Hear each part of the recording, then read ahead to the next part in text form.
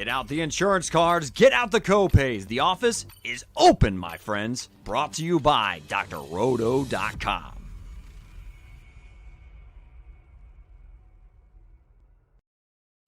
Hey everyone, welcome to the Look Back podcast with Sam and Maddie, brought to you by drroto.com. Get your daily prescription of fantasy sports. Maddie, how the hell are you today? Happy Monday. Hopefully you're staying warm despite that cold, blistery looking game. Yeah, and it got really cold last night in Oklahoma out of nowhere.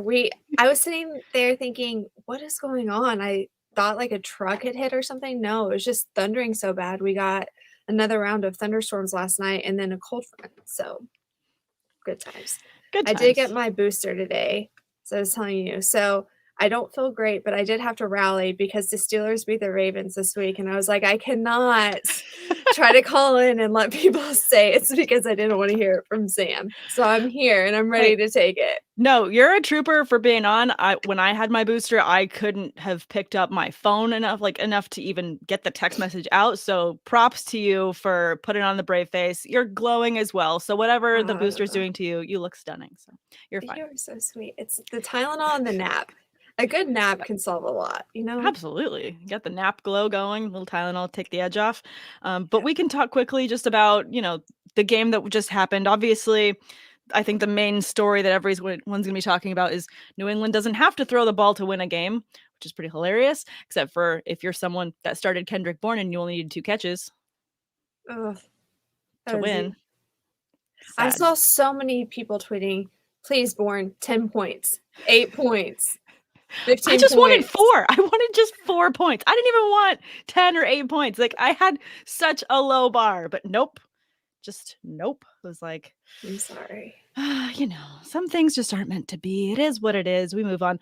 But like you said, the Steelers won. I wasn't expecting that. I am going to be doing a podcast on Wednesday, a guest podcast with 2 other Ravens fans and another Steelers fan. And in the pre-chat before the game, they were like, okay, drop your predictions. And I predicted the highest points and I predicted the Ravens to win because I was like, it's just not going to happen. Ben can't be that good for that long up against that high-powered offense. And and the Baltimore defense is going to be there. And then I'm watching the game in my car because I was on my way somewhere else. And I was like, it's the fourth quarter. It's not going to happen.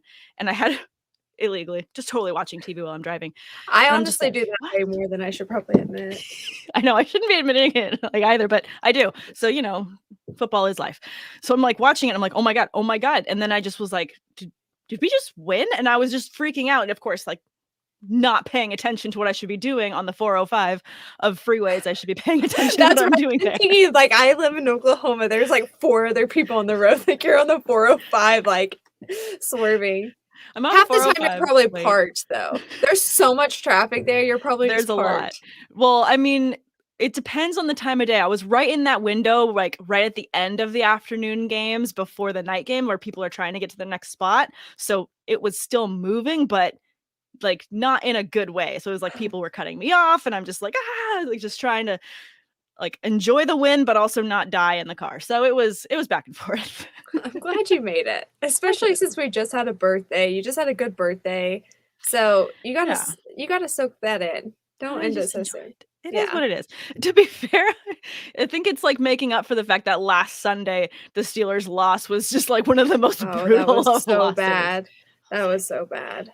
So redemption, winning by 1. But we've got Justin tuning in. Thanks for tuning in. He said that was a low-scoring game tonight for Monday Night Football. That it was. Justin. And he's saying, Maddie, I don't know who called the Chargers win. Not me. Definitely not me. Well, Justin Herbert is in the top 3 leaders of the position this week at quarterback. And they did finally do some good things, which was very surprising. I mean, how much have you talked about this season about their offensive line just not being on the same page at all, not being able to allow Austin Eckler to do everything he's supposed to do? Herbert doesn't have time in the pocket. What happened that made things finally work yesterday? I've gone blue in the face talking about this. So Justin Herbert is all about, he's a rhythmic quarterback. So if you disrupt his rhythm, his timing at all, he can't get it back. So if you come out and you punch that in first few plays, he's going to be off the entire game. If you go out and you let him have a winning drive the first time they get the ball, he's probably going to get a rhythm and go. Yeah. But he really that offensive line on the right side still looked bad. It's just he performed well. So I was wrong. I'm big enough to admit that. But I'll tell you, Austin Eckler's got to protect the ball. I mean, that was great defense, getting the ball out, punching it out. But the amount of times that the Bengals got turnovers just from knocking the ball out of somebody's hands, unbelievable. I guarantee you ball protection is going to be all they hear at practice this week. Oh, absolutely. I mean, if anything, when that happens, I feel like there should be, hazing drills in the middle of practice all week where you have to carry the ball throughout, meetings, throughout eating, and then cafeteria. If someone gets the ball from you, then it's like, you have to go and run laps. Just like old school, I think that we need to bring back those types of penalties. I just think it makes sense because that's your job. That is your job to secure that football. And that the defense is being taught multiple different types of ways, like you said, to punch it out.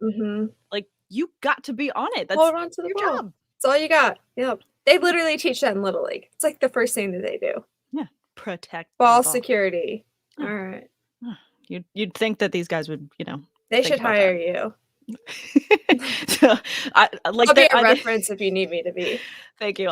They'll hire me to like go and like sneakily punch out the ball when they're not expecting it. And I'm just going to be super annoying to people. And then the ball security will go up because they'll be like, I'm just paranoid that this tiny little girl is just going to run up behind me and punch out the ball. That would be a great media video also.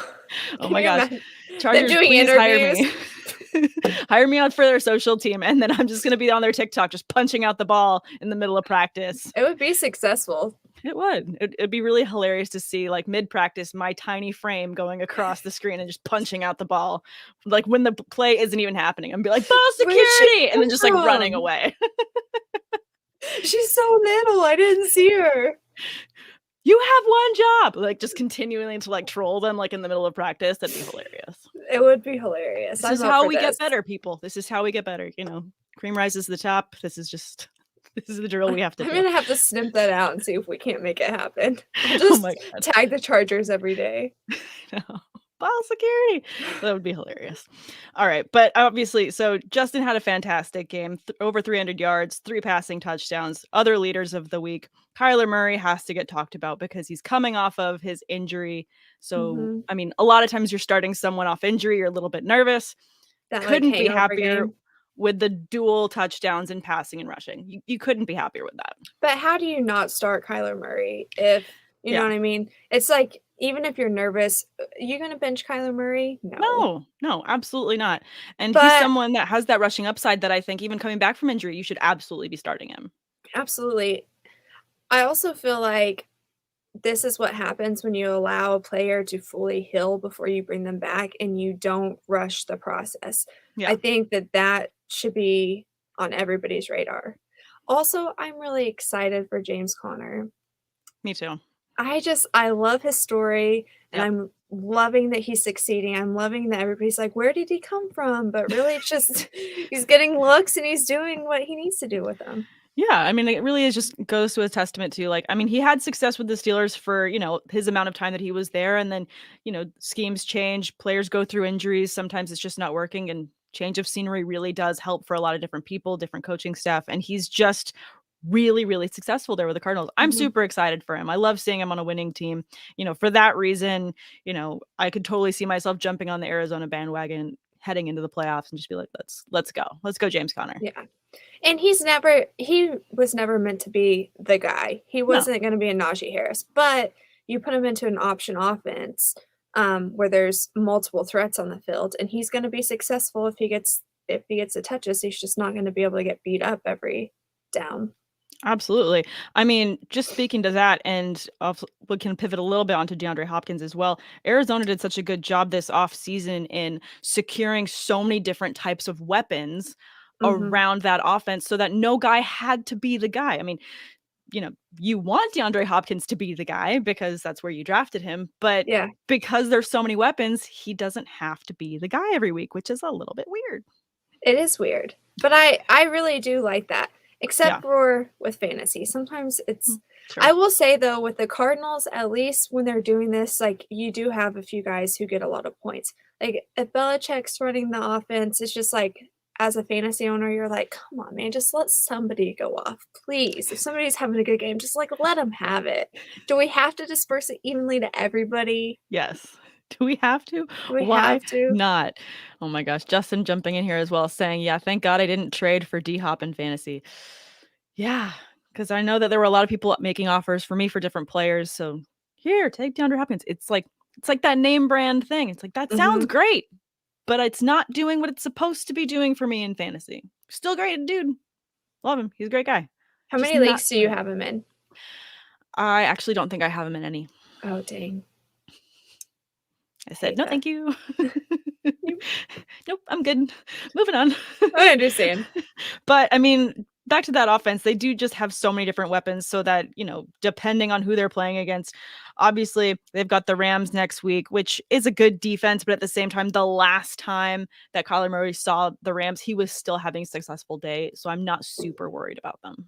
He was so composed too. Mhm. He didn't skip a beat. It was beautiful.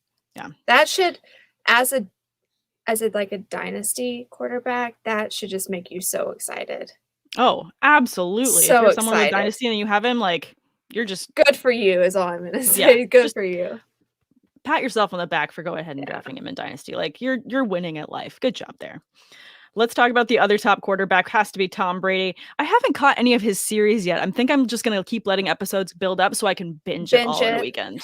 That's what my plan is too. I have one friend I'm watching it with, and we're waiting and binging. And I was nervous that it was going to be like all over social media, but it really hasn't been too much. No, there's like a couple snippets of teasers that I'm like, oh, they're going to cover that. Interesting. So the intrigue is building, but nothing feels spoiled. Yeah, it's avoidable right now. Yeah. But then, as soon as I get more episodes and I binge it all in a weekend, it's just going to be like, I'll probably end up buying the TB12 book and doing the diet. Who knows? Same. January 1, TB12 diet. Let's go. He'd probably get the COVID booster and just be like, I'm ready to go. I'm like, I'm dying. Yeah. Everyone's built different. And, money helps with that, I think. Yeah. I'm like, dang, I have to go to work tomorrow. I have to feed myself this week. Gatorade, get yourself hydrated. You'll be all right. Power through. Don't get me started. You did it. Gatorade. Water sucks. Anyways, we're not going to be quoting the water boy right now. We can move back onto football. Let's talk about top running backs. Javonte Williams was at the top this week with 23 attempts, 102 rushing yards, 6 catches on 9 targets, 76 yards, and a passing touchdown. You love all those numbers. You just love it. I had one of my friends who was trying to sit him this week, and I was like, don't do it. I didn't think it was going to be that great of a game or a week for him, but I was like, why? What? No, we knew that Melvin Gordon was iffy. He wasn't practicing fully, so we knew there was a chance of him being out. And considering how much they were already splitting carries, splitting the work, if he was going to be out, even only play a quarter, you knew that all of the workload was going to shift to him anyways. Right. So why wouldn't you start him? Why would you not? Yeah. Crazy. I should have gotten those points though. Definitely should have gotten those points. David Montgomery also in the top. The only thing that's weird about this week is that Jonathan Taylor didn't finish number 1. Finished number 3. I know. How dare he? How dare he? Top 5? Are you kidding me? You're number 1. Why are you not number 1? No, I'm sure that there's some fantasy managers that are just like, oh, I just needed him to get 2 more touchdowns. It's like, you should be grateful for every touchdown he gives you. Just because he's trucking, doing things. He's doing phenomenal things. Yeah. I hope he stays healthy. Do you think he's going to be RB1 next year? How early do you think he's going to go? I mean, considering the amount of injuries that we've had and the amount of drop off of other players, like Zeke is someone that's dropped off too. That's just been brutal. He's gone. Yeah, it's just not happening. I think that with that shift, also with Dalvin Cook getting hurt, I mean, I know that he's not out the rest of the season. He's going to come back. But anytime you start to stack up these little injury tags on a player, it really does drop them in rankings. So I would be really surprised. I would be really surprised if Jonathan Taylor isn't top of a lot of people's lists next year. I can totally understand the arguments otherwise if he's 2 or 3, but he is in that top. He's in the top consideration. He has to be 1 or 2 for most rankings going into next season. I agree. I'll be surprised if he falls to second. Dynasty, number one, hands down. Mm-hmm. So like redraft, I could get the argument, but for dynasty purposes, he has to be number one. That offense is just built so well for him. It's perfect. It's perfect. And he's pretty well protected too. So when you watch that line, does it remind you of the Spartans in 300 where the line is just so solid, no one's getting past? A little bit now that you say that, yeah. And then when you see a quarterback that holds onto the ball that long and there's no holding calls. Yes. Yo, I like the reference. She did good on that. We got to give her props. Love it. Thank you.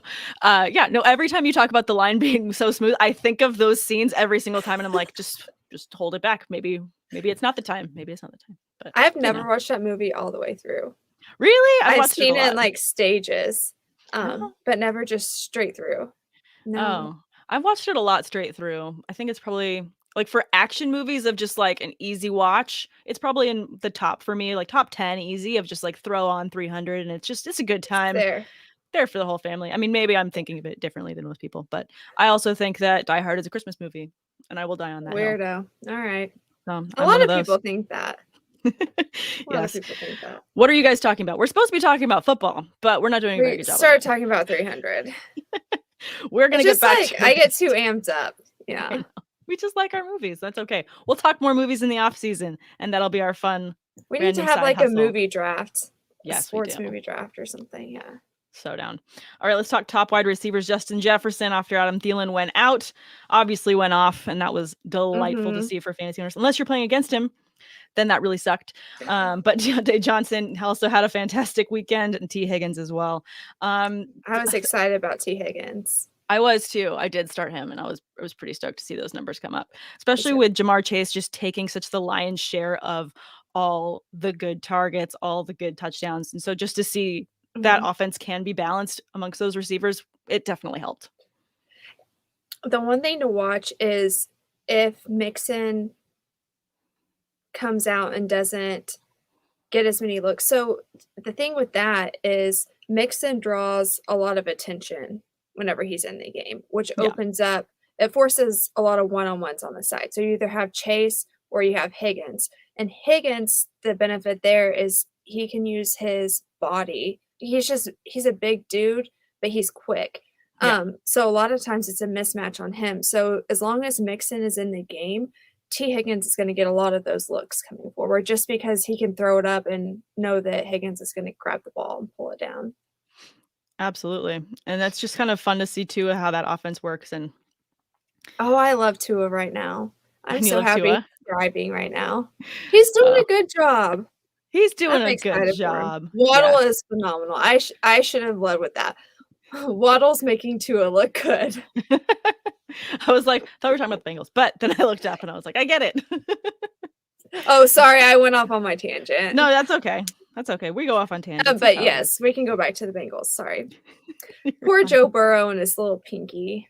I know that hand looked bad. All those close-ups, but it's also a pinky. Like throw some ice on it. He's gonna tape that thing together. He just needs the other ones. He can throw like the Star Trek way of just. You can do a perfect spiral like that, can't you? I mean, he was throwing a couple of decent balls. Yeah. I bet they injected him with something though, because when it first happened, when he took a snap, he made a face every time.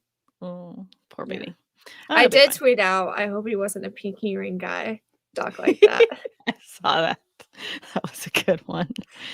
I could imagine him maybe being that kind of guy. But I mean, with Mixon being questionable, I mean, I don't like neck injuries in particular. That really has me hesitant for next week as well. So do you see against San Francisco, this could possibly hinder some of the pass catchers, or is this going to be something where given that defense, they're going to have to just keep airing out the ball and everyone's going to be getting these looks? I do think that they're going to have to keep airing out the ball. I think that I think Mixon will be in on a few. I do think that he's going to end up playing. I think he's going to be in on a few, but it's going to be more as a decoy. Somebody else that they have to watch to open up. But yeah, I do think that we're going to see a big game from both Chase and Higgins. Definitely. I see Justin chiming in here saying Mitchell is hurt, so Jeff Wilson is an ad. Yep, definitely agree Yeah. with that. But we can talk a little bit more about the Niners because I want to talk about the top tight ends of the week. And George Kittle's right there at the top of that list. Kittle. I know, just absolutely going off. He had two receiving touchdowns, which you love, almost 200 passing yards, receiving yards. Sorry, he had 181, and he had 9 catches on 12 targets. So when you were wondering who is going to fill the Deebo Samuel void, I mean, we all forgot about George Kittle, also doing Kittle things, maybe. Yeah, we talked about this a little bit. I mean, they had been using him more as a blocking tight end, but he can catch the ball, and he can catch the ball well, and he can do things after. So Yeah. I think it's because everyone kind of forgot. I felt like the because defense forgot. we were joking, like, you have the wide receiver, running back, whatever position this dude wants to play. It's just like in Deebo. So, I mean, you next have week a against coach who thrives on that. Like, absolutely. Next week against the Bengals, you feel like more of the same? Gonna be more Kittle magic? I do think so. Yeah.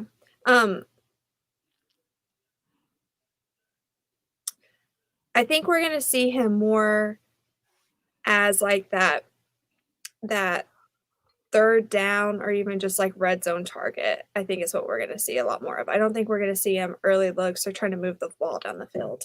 Yeah, I think that makes sense. I think that pairs up nicely against the Bengals defense and their weapons there. So I definitely agree with that.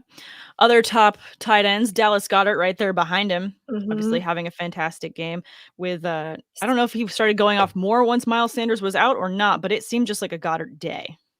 Yeah. Do you think that's gonna continue into next week? It's kind of a blip when you're looking at the stats across the board. I I mean, know. they've got a bye next week, and he was 6 for 6 this week with 105 yards and 2 touchdowns. I mean, I feel like as soon as you try and count on one of the Eagles to be consistent week in and week out, you're let down. So I mean, against Washington, I like the matchup, and then they got the Giants the following week. This is probably one of the best, like, overall schedules going forward for a tight end. Washington, Giants, Washington, then Dallas. I do like that a lot for them. I obviously don't know if everyone has their fantasy playoffs going into week 18. Everyone's situation is very different. Mhm. But it sure matches up nicely where you'd want to start him for sure. I mean, he's going to be a threat there in the passing game. And it was nice to see Gardner Minshew get a few, have himself a good day, getting back out there. Yeah. I asked you because I've been having this internal battle with Hurts coming back next week, assuming that he Mhm. does. I think he will. Yeah. Will we see as much of that? Or will it be more of just he's gonna try to run or get the ball down the field? I go back and forth. I don't know how this is gonna change with Hurts being back in the picture. No, I definitely get that. I mean, you look at the other pass catchers though, and none of them really jump off the board, at least this week. Especially in that position. Yeah, I feel like As he's such a red zone target. He's such a threat there. He's gonna have to get the looks, especially with it's true. Sanders being questionable and, you know, Boston Scott's just like dressed, but then he's not there. It's just I don't know that there's other players that you can rely on week in and week out outside of Goddard and then having that confidence in each other to throw. I mean, Devonta Smith was just completely pointless this week because Yeah. Minshew wasn't looking for him. But maybe when Hurts gets back, it gets a little bit more even. But I agree with you, like you said, he's going to be rushing it mostly himself. Hopefully they come back because they have a bye next week, I think, Mhm. right? And they Yeah. face Washington. So hopefully they don't have the hangover game. But we'll see. We'll I feel see. like I have because we're another so week close to the to end, battle on it. I know. we're so close to the end. It's too close for comfort for them to start, having any more issues or any more bye week hangovers going forward. It is the Eagles, though. It is the Eagles. I know. I follow a lot of Eagles fans and they're always like messaging me and they're like, I'm like, oh, that was great. And you're like, yeah, but we can't count on it. And like, it's just like all so sad. I'm like, you guys I just want can't to smile. too. Yeah. Can't smile for one thing. They've It's going to been be great. burned too many times. Yep. Justin agrees. Eagles have a great week 15 through 17 schedule. Maybe Hurts looks for Smith. I mean, he could in that Yeah. situation. I mean, it's a great stretch of games he has ahead of him. So I would be willing to start, definitely going to be starting Hurts if I have him in 2 quarterback formats. Oh, yeah. If it's a deep league and I got Devonta Smith, I'm starting him. And I have Goddard in multiple leagues and I've started him almost every week that he's been healthy and available. Well, as Yeah. the tight end position's slim this year anyways, and as a tight like looking at a tight end, you can only expect so much. Just to be Absolutely. honest. No, I mean, you're kind of capped at your expectations anyways. You're just hoping for the big play if you don't have one of the top guys. But let's talk about one of the other top guys, and that would be obviously, forever amazing Rob Gronkowski having a fantastic week. Every And time I watch him score, I just think about how happy you probably are. I was watching that game at a sports bar this week, and I was like, Sam's having a good day. My 'cause you knew I favorite started him. Yeah, I did. My Yes. favorite was, I think it was the first touchdown he got. They came up and they were trying to celebrate with him, and he ended up like waving them off. You know how they all like hit each other in the helmet? He Yeah. was like, and it was like, dang, he's getting old. He's like, I That's can't how you know. can't He's like, I celebrate so can't hard anymore, guys. Gotta catch my breath. I'm wheezing. Like, give me a moment. But he had another one of his 2 touchdown games. He You did. love that. We got the Gronk spike. Got the Gronk spike. And he's like Brady's little security blanket. Absolutely. He's healthy. Brady's gonna go to his guy. They're Mhm. besties. I And- absolutely love every commercial with both of them. They're fantastic. I really feel like they have some sort of telepathic connection. Yeah, they do. There's some times where I'm just like, there's no way that was play called, but Gronk ends up there and he's open, and Brady knows exactly where he's gonna be. Well, because he knows, like, he's been with him for so long. He knows what Tom's looking for in certain schemes. Okay, that's not working. I need to get my ass over here. We need to get over here. And then he's just going to get open and make the play. You love it. It's true. Do you think that the Bucks, the way that they're playing, the way Brady's going, they're going straight back to the Super Bowl? They looked not great last week. Not great. I mean, it was have okay, moments, but that defensive pick six, I called it a thick six. I kind of loved it. I do did think see that that. they have a good shot. They have Yeah. a good shot. I mean, the division's not the toughest this year. We've seen worse. And it's just, we've all been through it. We all know you can't count Brady out until it's game over. You No. just can't. You can't even count him out in the fourth quarter or even with 2 minutes left on the clock. You cannot count him out because as soon as you do, he's going to come back and bite you.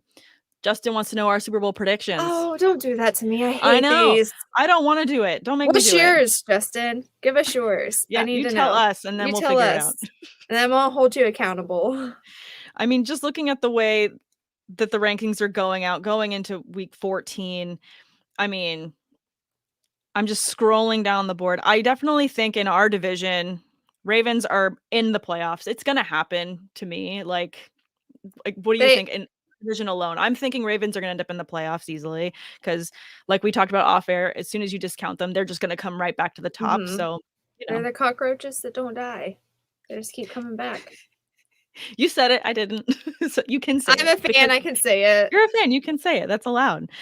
Packers are definitely up in there. I think Bucks are up in there. Bills, I mean, they lost today. That doesn't help them. That doesn't help their situation. Patriots are making it tough. They're still making just not very smart decisions. No, not the smartest decisions. Well, they just haven't gotten it together, I guess I should say. Yeah. And then in terms of like the Rams and how they've literally pushed the chips all in on this season, I don't know. Like they had to get the win this weekend against Jacksonville. They had to. Like there's no way. No, and then people are saying, "Oh, it was a great win." No, it's not a great win. They had to have that win. Like there's no ifs, ands, or buts about it. I feel like Stafford doesn't look amazing. He's definitely hurt, and something more serious than whatever they're allowing or putting into the injury report for sure. I agree. And it's worrisome because this is a very long season. This is 18 weeks. This is going to be really brutal. If you don't get that bye, that's even tougher. I think there's a lot going on. I think that they brought in too many superstars into that team, and there's no camaraderie. It's just a lot of show. Yeah. I agree with that. They haven't progressed since they brought all these people in. You look back, it's just been a few weeks. There's been no progression made. No, you'd expect a spike with those type of moves, some sort of thing. I agree that would liven up the locker room, get some additional energy going. That would feel like this is a team that's making this playoff push, not just shoving money all on black and then just waiting, which is kind of what it feels like it's doing. And I think we're really going to see a nice little exposure this upcoming Monday when they play the Cardinals. Definitely. I think that's going to be a very interesting matchup. I am going to take the Cardinals in that one personally. I Me think too. the Cardinals are going to go all the way. And maybe this is just because of the, James Conner hype train that we're both on, but I feel like they're going to go all the way. I tried to doubt them. I did. At one point, they had their center went out, and I was like, oh no, like offensive lines, like they don't do well without a center. I mean, they have depth where you wouldn't even expect them, but everybody does their job, so they make things look easy. Yep. They have a nice little system going on there. So They do. I Even do against think tough Arizona's. And you have a quarterback who's playing at an MVP level. I Yeah. mean, I put a lot of faith in the Cardinals. I do as well. I mean, Keeping looking my back eye on them.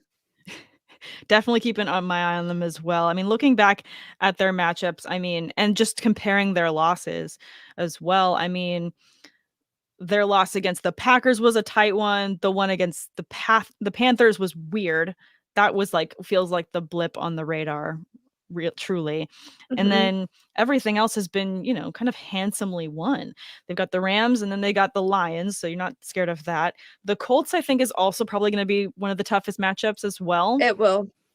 I think that one's going to really, that's going to test and see what kind of playoff caliber team they're actually going to be. That's going to feel like the most playoff like game, in my opinion, going down the stretch.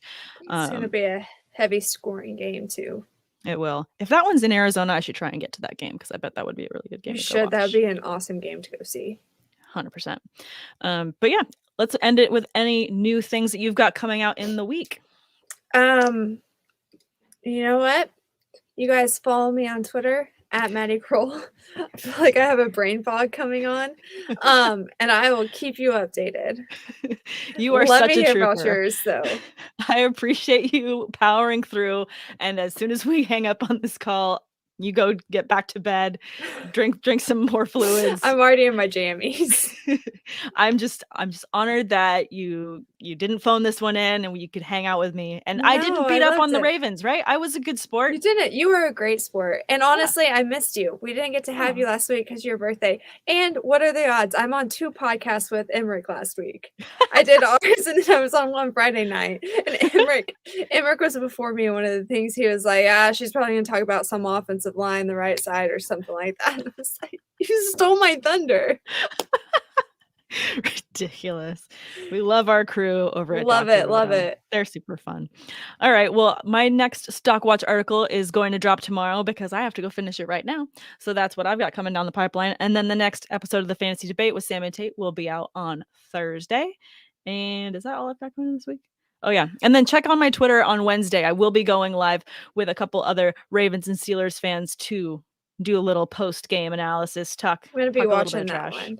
I'm going to have to throw on a jersey and then tweet at you when that comes out. Please do. Okay, the fantasy debate. Yeah. I low-key love listening to that, like when I'm driving. And it's like up on like video format. I don't always watch it, but I just giggle to myself. You guys are so much fun. I like it. Derek and I are pretty hilarious. I will agree with you there. I love recording with him too, because similarly to how you and I will get off tangent about movies, him and I are the biggest movie nerds on specific things. Like we both love Marvel, we love Star Wars, and we're both like low-key huge Braveheart fans. So like he will try and get a William Wallace quote into like anything, and it's just without fail. So we have fun. So you guys don't miss it. I really do. I 10 out of 10 recommend because it's a good time. And honestly, I do like the videos because he makes some funny facial expressions at you sometimes. I don't know if you ever go back and rewatch it. Yeah. But sometimes I giggle. But it really is a nice little like commute listen.